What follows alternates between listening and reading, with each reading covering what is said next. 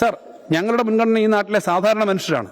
അവരുടെ ജീവിത സുരക്ഷയാണ്. ഞങ്ങൾ പ്രവർത്തിക്കുന്നത് അവരുടെ ദുരിതമകറ്റാനാണ്. സർ, ജാതിയുടെയും മതത്തിന്റെയും സങ്കുചിത ചിന്തകളുടെയും പക്ഷത്തല്ല, മനുഷ്യന്റെ പക്ഷത്താണ് സർ ഞങ്ങൾ.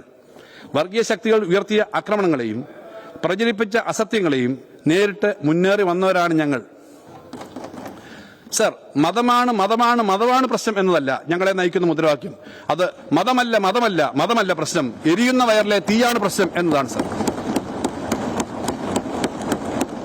സർ, 1 കോടി മനുഷ്യരിലേക്ക് എത്തുന്ന സാമൂഹ്യ സുരക്ഷാ ധനസഹായങ്ങളും 5 ലക്ഷം മനുഷ്യർക്ക് കിടപ്പാടവും 1 കോടിയിലധികം പേർക്ക് സൗജന്യ ചികിത്സയും അതിദാരിദ്ര്യത്തിൽ നിന്ന് മോചനവും കടക്കണിയിൽ വീണവർക്ക് കിടപ്പാടം സംരക്ഷിച്ചു കൊടുക്കലും സർക്കാർ പള്ളിക്കൂടങ്ങളും സർക്കാർ ആശുപത്രികളും മികച്ചതാക്കലുമാണ് ഞങ്ങൾ ഏറ്റെടുത്തത്.